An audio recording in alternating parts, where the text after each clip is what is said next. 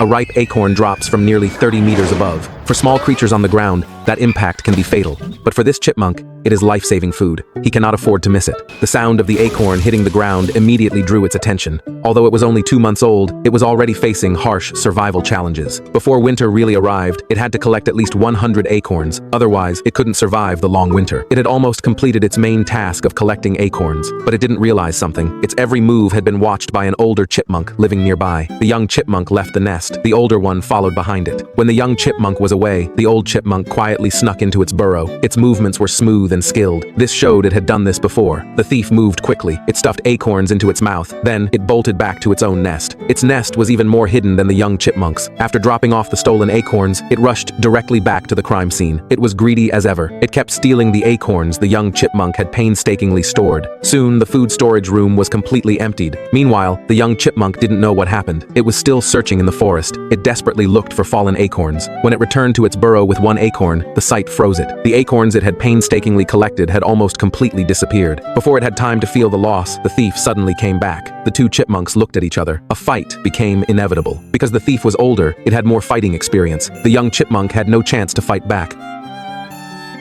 So it turned around and ran for its life.